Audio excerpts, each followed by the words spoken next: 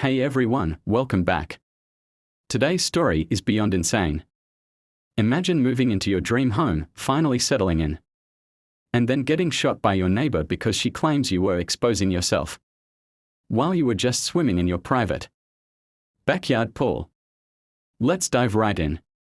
So, I had finally hit a big milestone in life. I bought my first home with my fiancée, MIA. It was in a nice suburban neighborhood just outside of Oak Ridge, Tennessee. It felt like the beginning of everything we'd worked so hard for. Big backyard, quiet streets, and to top it off, a pool. We felt incredibly lucky. But then came the downside: our next-door neighbor, Cynthia. Let's just say, she had strong HOA energy, even though the HOA in the neighborhood had disbanded years ago. Day one, she was already standing in our yard waiting for us, arms crossed like we were late to class.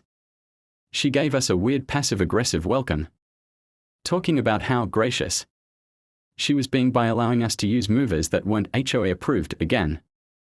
No more HOA.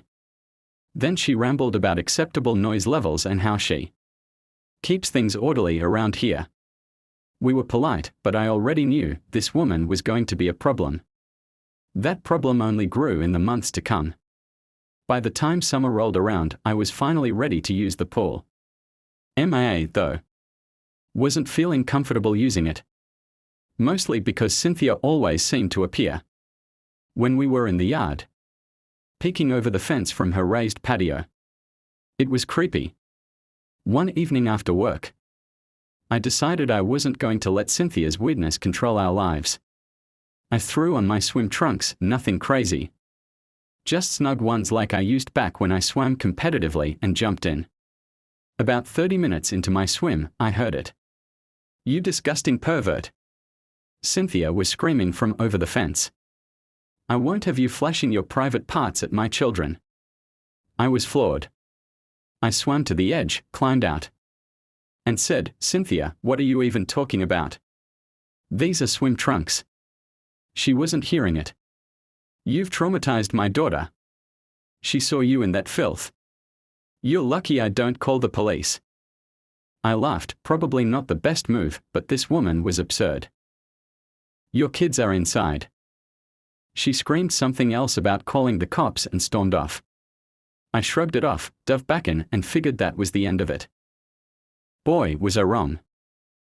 Not 5 minutes later, I heard a loud bang, like the sound of a starting pistol from my swim mates. Only, this time, it wasn't a race. I felt a searing pain in my leg and turned to see Cynthia in my backyard, holding a handgun. I started yelling that I was sorry. I thought I was going to die. Hands in the air, trying to keep calm. But she was still pointing the gun at me and screaming something about her family and perverts, and protecting her children. Thankfully, other neighbors heard the gunshot and her yelling and called 911.